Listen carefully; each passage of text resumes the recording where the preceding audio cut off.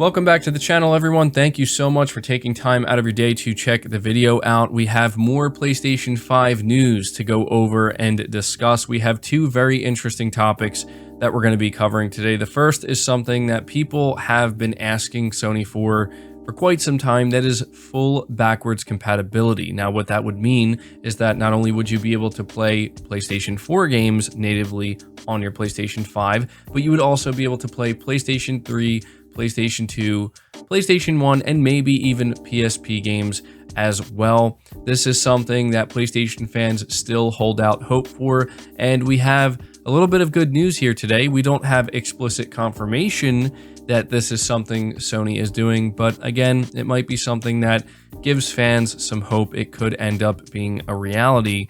And we're also talking about Project Spartacus. This is the new service. Well, I don't know if we can call it a new service, but it's going to be the big update to PlayStation Plus, where they introduce a new tier system. PlayStation Now is no longer going to be a thing. By that, I mean the name PlayStation Now is going to likely be retired, and it's going to be combined with PlayStation Plus.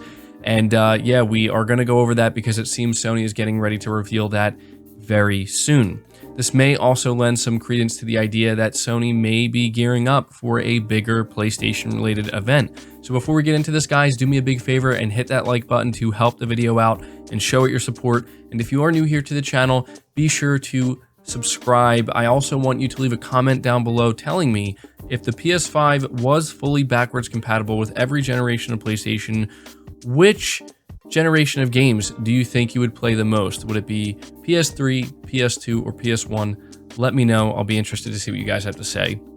But we have an article here from PlayStation Universe, and the title reads, "New patent from Mark Cerny suggests PlayStation has solved their backwards compatibility issues." It says here, PlayStation continues to enjoy the momentum that started right when the PS4 launched compared to its competition, though it still falls behind in one major area: backwards compatibility. While players on Xbox are able to explore titles on their current generation console from the original Xbox, those on PlayStation don't have the same access, and PlayStation Now has always been a poor attempt to fill that gap. Mark Cerny, however, seems to have potentially solved the problem. At least that's what his new patent looks like.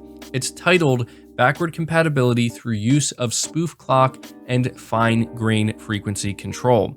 While a proper technological understanding of the patent's description does admittedly evade us, or most of us, there are specific claims that at least sound to be quite telling.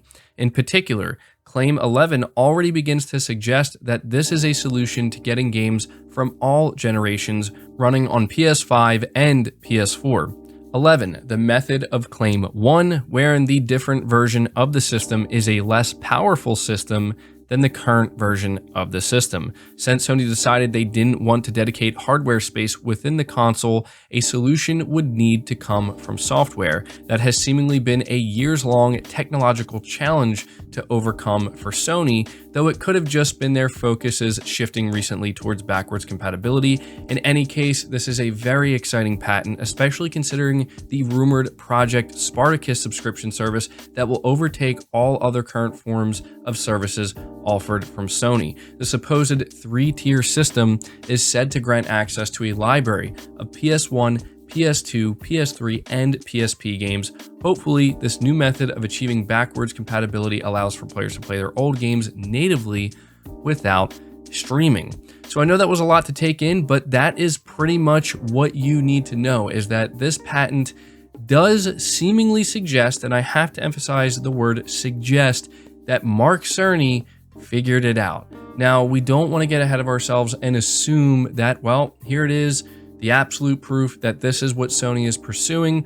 We don't know that, and frankly, we won't know that until Sony decides to announce it, if it is something they are planning. But this does certainly get some people excited, and as my thumbnail says, it gives people renewed hope that this is actually something Sony is planning to do. And considering just how robust and diverse the entire PlayStation catalog is, it would be a wise move, I think, of Sony to make this a reality.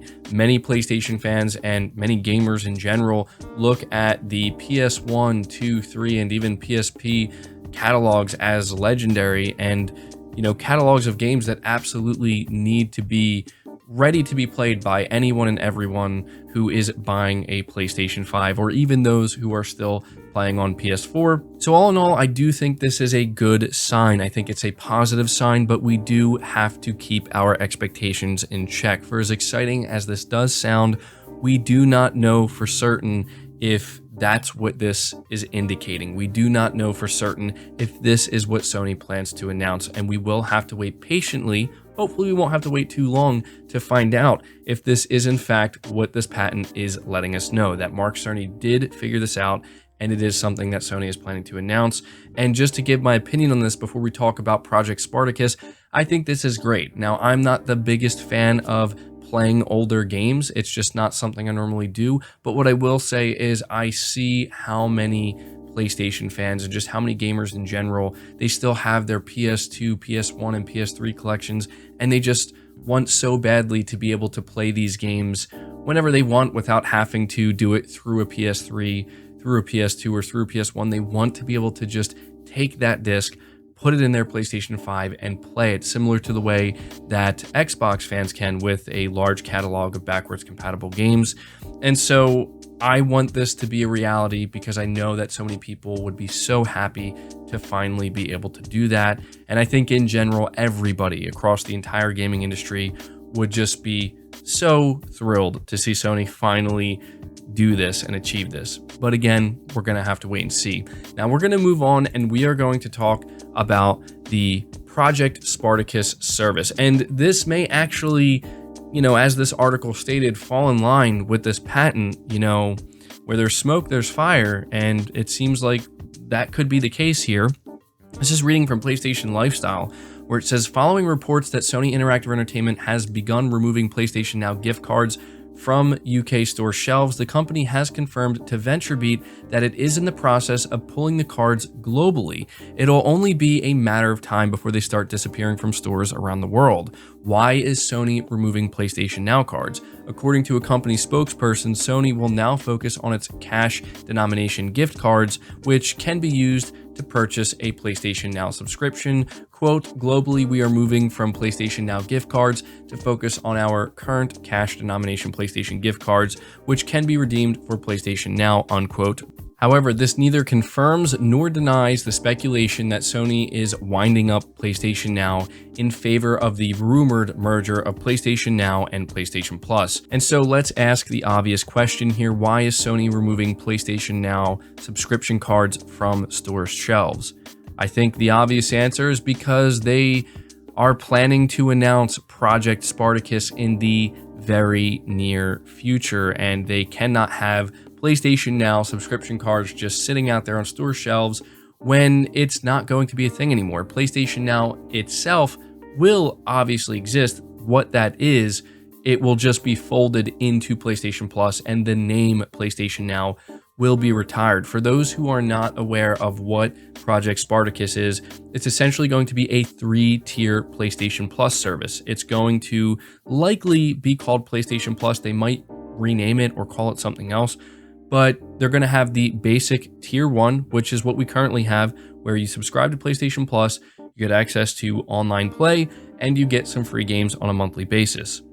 They're going to have tier 2, which is essentially them taking the PlayStation Plus collection and fleshing it out in a significant way, where you will get access to a catalog of PS4 and PS5 games eventually, and that catalog will continue to grow. Then you will have tier 3, and this is where the entire backwards compatibility, hope, and patent comes in, where you will get everything I just mentioned, but you will also get access to PS3, PS2, PS1, and PSP games. And the big question that everybody has is, how is Sony going to handle that? We know that they could obviously do something when it comes to emulation for PS2 and PS1 games, maybe even PSP games, but the big question is PS3.